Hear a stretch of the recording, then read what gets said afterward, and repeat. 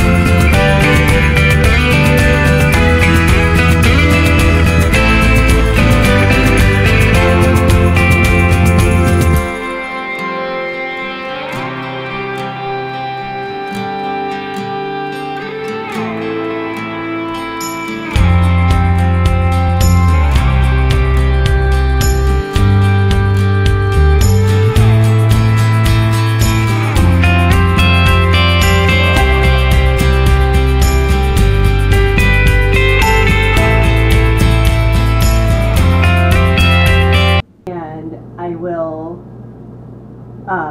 try to show you guys a couple of the extensions. I hope this lighting is okay because I'm right in front of a window, so it might be a little too bright, but I'll try and show you a little bit of it, what it looks like while it's in now. One of the other things I wanted to talk about is when you get the hair, they are this wide. So that's about 1.5 inches. And the first time I put the hair in, I just left it like this, but some of it felt like it didn't blend, and some of it, like a couple back in the back of my hair, felt like they were so heavy that they were pulling out of my hair frequently, and I was having to reapply them a lot. So what I ended up doing was actually cutting them in half. So now they are all this wide. So you can see the difference. I'll hold them both up right next to each other here. And hopefully you guys can see how narrow that is now. And then I just cut my tape in half long ways too. And when I put them all back in when they were this size, they lasted a lot longer because they weren't as heavy. They styled a little bit more naturally because they were more evenly dispersed throughout my hair. And I just felt like they were more comfortable in general. I think they styled more like an I-tip extension. I never liked having I-tip extensions in because I always felt like they poked my hair. So to me, these are my favorite hair extensions, these tape-ins. But when I get them their natural width that they come from the company, I just trim them down in half, and then I get more wear out of them and they last longer for me. So I'll try and show you guys where all the extensions are now. Ooh, if I can find them with my fingers here. I kind of did, you'll see in the video how I sectioned my hair. I sectioned it a little bit higher in the front and lower in the back because, like I said, I really just wanted it for thickness. So you can see, if you can see this in here, I have two there and another one here and another one down here. And I just did the same thing on both sides. So what is that, 4 total on each side of my head? And I feel like it's really comfortable, but I braided my hair the other day and I felt like it just gave me that little bit of extra thickness that I wanted, and it's been a little bit of fun to style.